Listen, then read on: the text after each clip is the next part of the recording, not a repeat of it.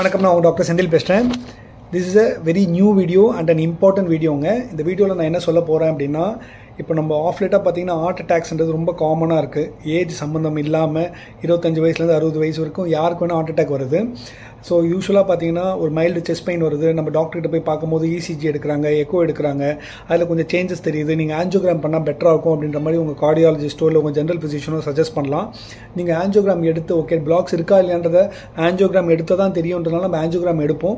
But angiogram எடுத்த உடனே பார்த்தீங்கன்னா உங்களுக்கு பிளாக்ஸ் 90% பிளாக் இருக்குது, 100% பிளாக் இருக்குது, 95% பிளாக் இருக்குது அப்படின்னும் போது ஆன்ஜியோபிளாஸ்டி இமீடியட்டாக பண்ணணும் அப்படின்ற மாதிரி சொல்கிறாங்க.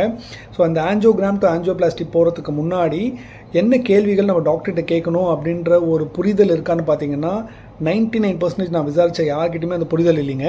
ஸோ நான் பேசிக்காக ஒரு கார்டியாலஜிஸ்ட் கிட்ட போய் உட்காந்து டாக்டர் ஒருத்தருக்கு ஆன்ஜியோகிராம் பண்ணியிருக்காங்க, அவங்க ஆன்ஜியோபிளாஸ்டி கண்டிப்பாக பண்ணணும்னு அந்த டாக்டர் சொல்கிறாங்க. அப்போ என்ன மாதிரி கேள்விகள் பேஷண்ட்ஸ் அந்த டாக்டர்கிட்ட கேட்கணும் அந்த முடிவு எடுக்கிறதுக்கு முன்னாடி, இல்லை டாக்டர் சொன்னால் இமீடியட்டாக ஆன்ஜியோபிளாஸ்டி பண்ணியே ஆகணுமா அப்படின்னு கேட்கும்போது சர்ப்ரைசிங்காக ஒரு 7 கொஸ்டின்ஸ் சொல்லியிருக்காருங்க அந்த சீனியர் மோஸ்ட் கார்டியாலஜிஸ்ட். அந்த 7 கொஸ்டின்ஸை உங்களோட எல்லாரோட அவேர்னஸ்க்கு கொடுக்கணும் அப்படின்றதுக்காக தான் இந்த வீடியோ. இந்த வீடியோவை தயவு செய்து பாருங்கள். ஏன்னு பார்த்தீங்கன்னா, ஒரு ஹஸ்பண்டுக்கு ஹார்ட் அட்டாக் வருது அப்படின்னும் போது அவர் கேட்லாப் உள்ள இருப்பார், ஒய்ஃப் வெளியில் நின்றுட்டு இருப்பாங்க, இல்லை ஒய்ஃப் ஹார்ட் அட்டாக் வரும்போது ஹஸ்பண்ட் வெளியில் நின்றுட்டு இருப்பாங்க. அவங்க டிசிஷன் எடுக்க முடியாது, அவங்க சார்பாக நம்ம தான் டிசிஷன் எடுக்க வேண்டியது இருக்கும். ஸோ நம்ம கரெக்டான டிசிஷன் எடுக்கணும். அந்த கரெக்டான டிசிஷன் எடுக்கிறதுக்கு முன்னாடி என்ன மாதிரி கேள்விகள் நம்ம கார்டியாலஜிஸ்ட் கிட்ட கேட்கணும். ஏன்னா நீங்கள் உங்கள் ஹார்ட்டையும் இல்லை உங்களோட சேவிங்ஸையும் கண்டிப்பாக சேவ் பண்ணணும். தேவையில்லாமல் ப்ரொசீஜர் பண்ண வேண்டியது அவாய்ட் பண்ண முடிஞ்சா. ஸோ இந்த வீடியோ ஃபுல்லாக பாருங்கள்.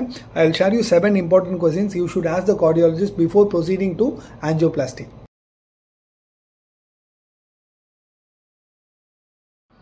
ஸோ ஃபர்ஸ்ட் இம்பார்ட்டன்ட் கொஸ்டின் நீங்கள் டாக்டர்கிட்ட என்னென்னு கேட்கணுன்னா, is this a heart attack related block or it's a stable block which is found during routine investigations அப்படின்னு கேட்கணுங்க. 2 விதமான சிச்சுவேஷன்ஸ் இருக்குங்க. ஒருத்தருக்கு செஸ்ட் பெயின் பயங்கரமாக இருக்குது, அப்போ ஹாஸ்பிட்டல் கூப்பிட்டு போகிறோம், ஆன்ஜியோகிராம் பண்ணுறோம். ஆன்ஜியோகிராம் பண்ணோடனே பிளாக்ஸ் இருக்குன்னு சொன்னாங்கன்னா அந்த ஹார்ட் அட்டாக் வரதுக்கு அந்த பிளாக்ஸ் காரணமாக இருக்கிற பட்சத்தில் ஆன்ஜியோபிளாஸ்டி லைஃப் சேவிங்காக இருக்கும், நம்ம ஆன்ஜியோபிளாஸ்டி பண்ணி தான் ஆகணும். 2வது செட் எப்படின்னா, இப்போ நம்ம normal blood test master checkup போயிருப்போம், அப்போ பிளட் இன்வெஸ்டிகேஷன்ஸ் கூட இசிஜி எக்கோ எடுத்திருப்பாங்க, அதில் மைன்யூட் வேரியேஷன்ஸ் வந்திருக்கிறதுனால டாக்டர் சஜஸ்ட் பண்ணியிருப்பாங்க நீங்கள் ஒரு ஆன்ஜியோகிராம் பண்ணி பார்க்கலாம், பார்த்துட்டா அதில் ஏதாவது பிளாக்ஸ் ஏதாவது இருக்குதான்னு சொல்லிட்டு நம்ம கன்ஃபார்ம் பண்ணிக்கலாம் அப்படின்ற மாதிரி சொல்லியிருப்பாங்க.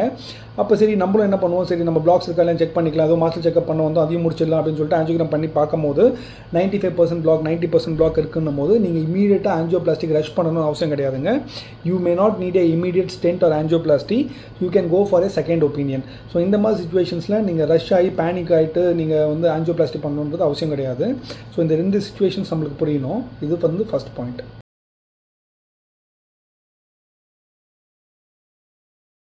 ஸோ செகண்ட் இம்பார்ட்டன்ட் கொஸ்டின் என்ன பார்க்கணுன்னு பார்த்தீங்கன்னா, what percentage is the blockage, can you show me the exact blockage to me doctor அப்படின்வாங்க. ஆன்ஜியோகிராம் பண்ணி முடிச்சோடனே உங்களுக்கு ஒரு சிடி காமிப்பாங்க, கம்ப்யூட்டரில் போட்டு எங்கெங்கெல்லாம் பிளாக்ஸ் இருக்குன்னு காமிப்பாங்க.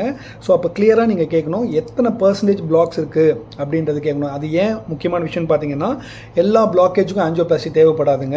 ஃபார் எக்ஸாம்பிள் ஹார்ட்டில் வந்து மேஜர் ஆர்ட்ரிஸ் இருக்கும், அது ஒரு 70% பிளாக்குக்கு மேலே இருந்தால் தான் நம்ம ஆன்ஜியோபிளாஸ்டி பண்ண வேண்டியது இருக்கும்.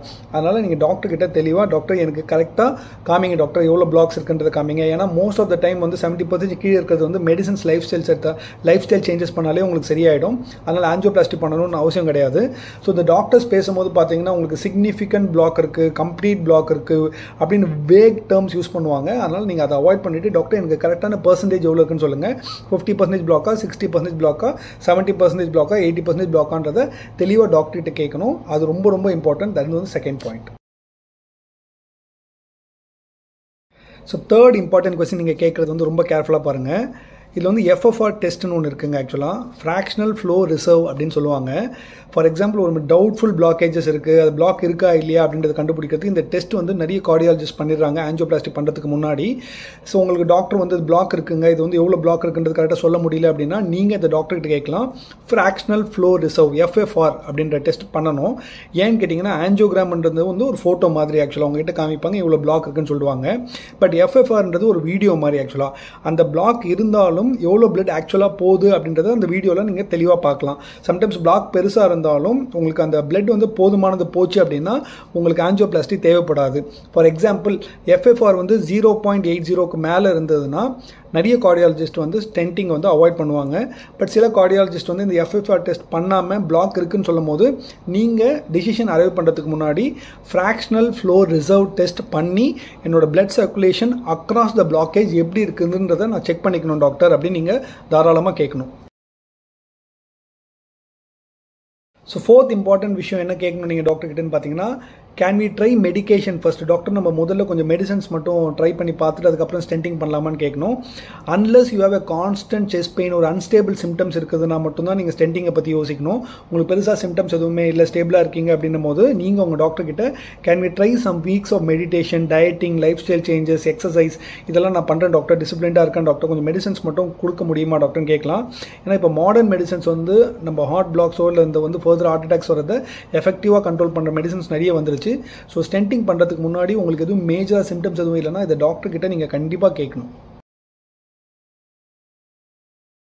ஸோ ஃபிஃப்த் இம்பார்ட்டன்ட் கொஸ்டின் நீங்கள் டாக்டர்கிட்ட என்ன கேட்கணும்னு பார்த்தீங்கன்னா, டாக்டர் வந்து பிளாக்காக இருக்குது அப்படின்னு உடனே நம்ம பயந்துருவோம் ஆக்சுவலாக. ஸோ நீங்கள் என்ன ஃபஸ்ட்டு கேட்கணும்னா, எந்த ஆர்ட்ரி டாக்டர் பிளாக்காக இருக்குது, மேஜர் ஒன்னா இல்லை ஸ்மால் பிரான்ச்சஸ் அங்கே போகிற ஆர்ட்ரிஸ் பிளாக்காக இருக்கா அப்படின்றத 99% கேட்குறது கிடையாது. பிளாக்னா எவ்வளோ பர்சன்டேஜ் ஆஃப் பிளாக் டாக்டர் அப்படின்றது தான் ஃபஸ்ட்டு பேஷண்ட்ஸ் கேட்பாங்க. எங்கே பிளாக் இருக்குன்றது ரொம்ப ரொம்ப இம்பார்ட்டன்ட். மேஜர் ஆர்ட்ரியில் இருக்குன்னா that is very important. Smaller பிரான்ச்சஸில் இருக்குது, small side branches non dominant ஆர்ட்ரிஸில் இருக்குது அப்படின்னா அது sometimes collateral circulation, normal blood circulation நடக்கும்போது அந்த பிளாக்ஸ் வந்து க்ளீன் ஆகிடும். ஸோ அதனால் நீங்கள் டாக்டர்கிட்ட என்ன கேட்கணும்னா, அந்த பிளாக்கேஜ் வந்து எந்த ஆர்ட்ரியில் இருக்குது, மேஜர் ஆர்ட்ரியில் இருக்கா இல்லை ஸ்மால் மைனர் பிரான்ச்சஸில் இருக்கான்றதை டெஃபினட்டாக கேட்கணும் நீங்கள் ஆஞ்சியோபிளாஸ்டி ப்ரொசீட் பண்ணுறதுக்கு முன்னாடி. ஸோ சிக்ஸ்த் இம்பார்ட்டன்ட் கொஸ்டின், இந்த கொஸ்டின் கேட்காம நீங்கள் ஆஞ்சியோபிளாஸ்டிக்கு ப்ரொசீட் பண்ணவே கூடாதுங்க. ஆஞ்சியோபிளாஸ்டி நான் இப்போ ப்ரொசீட் பண்ணுறதுனால என்ன அட்வான்டேஜஸ் என்ன ரிஸ்க் இருக்குது அப்படின்றது உங்களுக்கு தெரியணும். ஃபார் எக்ஸாம்பிள் இப்போ நான் வந்து ஸ்டென்ட் பண்ணேன்னா என்னோட செஸ்ட் பெயின் கம்மியாகுமா, என்னோட லைஃப் எக்ஸ்பெக்டன்சி அதிகமாகுமா, வேறு ஏதாவது ப்ரிகாஷனரி ஸ்டெப் இருக்கா, ப்ளீடிங் ரிஸ்க் ஏதாவது இருக்கா, கிட்னி ரிலேட்டட் டேமேஜஸ் ஏதாவது வருமா, இப்போ நான் ஸ்டென்ட் பண்ணிட்டேன் அப்படின்னா ஃப்யூச்சரில் ஏதாவது திருப்பி பிளாக்கேஜ் வருமா, ரீஸ்டெனோசிஸ் வருமா அப்படின்றத கேட்கணும். இதுக்கு எல்லாத்துக்கும் உங்களுக்கு கான்க்ரீட்டான ஆன்சர் கிடைச்சதுக்கப்புறம் தான் நீங்கள் ஆஞ்சியோபிளாஸ்டிக்கு ப்ரொசீட் பண்ணணும். So seventh and the most important question to be asked especially in a corporate private hospital என்னன்னு பார்த்தீங்கன்னா, can I take an unprejudiced second opinion from a cardiologist not associated with this hospital? நான் வந்து எனக்கு தெரிஞ்ச family டாக்டர்கிட்டையோ இல்லை எனக்கு தெரிஞ்ச டாக்டர்கிட்டையோ இல்லை வெளியில் இருக்க கார்டியாலஜிஸ்ட்கிட்டையோ இந்த ஹாஸ்பிட்டலுக்கு சம்மந்தப்படாத டாக்டர்கிட்ட இண்டிபெண்ட்டாக நியூட்ரலான ஒரு செகண்ட் ஒப்பீனியன் வாங்கிக்கலாமா அப்படின்றத நீங்கள் டாக்டர்கிட்ட கண்டிப்பாக கேட்கணும். A confident doctor will always say yes. ரொம்ப கான்ஃபிடென்ட்டாக உங்களுக்கு ஆஞ்சியோபிளாஸ்டி பண்ணணுன்ற கட்டாயம் இருந்ததுன்னா எந்த டாக்டரும் கான்ஃபிடென்ட்டாக இருந்தாங்கன்னா எஸ்ன்னு சொல்லுவார். அவங்க நோ இது எமர்ஜென்சி இமீடியட்டாக பண்ணணும் அப்படின்னு சொன்னாங்கன்னா 2 time யோசிச்சுக்குங்க.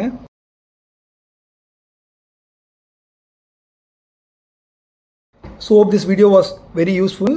Don't say yes to a stent because of fear. பயத்தினால வந்து ஆஞ்சியோபிளாஸ்டிக் ஒத்துக்காதீங்க. நீங்கள் ஆஞ்சியோபிளாஸ்டி பண்ணணும் அப்படின்னா you should be confident, you should be informed and you should be convinced. இந்த 3 விஷயம் இருந்தால் மட்டும்தான் நீங்கள் வந்து இந்த ஆஞ்சியோபிளாஸ்டிக் ப்ரொசீட் பண்ணணும். இந்த 7 கொஸ்டின்ஸ் டெஃபினட்டாக யூஸ்ஃபுல்லாக இருக்கும். இது உங்ககிட்ட மட்டும் வச்சுக்காதீங்க. ஏன்னா உங்கள் ஹார்ட்டும் ப்ரெஷியஸ், உங்களோட சேவிங்ஸும் ப்ரெஷியஸ். அன்னெசரியாக ஒரு ப்ரொசீஜருக்கு போக முடியாது. ஸோ உங்களுக்கு இது மாதிரி டவுட்ஸ் இருக்குது டாக்டர் அப்படின்னா டெஃபினட்டாக உங்கள் ரிப்போர்ட்ஸ் எனக்கு நீங்கள் எப்போ வேணால் ஷேர் பண்ணலாம். இந்த குரூப்பில் ஜாயின் பண்ணனாலும் நீங்கள் ஆட்மின்னு சொல்லிட்டு என்னோட நம்பர் 8111004517 இந்த நம்பருக்கு அனுப்புனீங்கன்னா 53,000 மெம்பர்ஸ் இருக்காங்க, அதில் நீங்களும் ஆட் ஆகிக்கலாம். இது மாதிரி யூஸ்ஃபுல் வீடியோஸ் உங்களுக்கு டெய்லி ஒரு வீடியோ வரும். உங்களோட மெடிக்கல் அவேர்னஸ் இம்ப்ரூவ் ஆகும். Thank you doctor Senthil, signing off.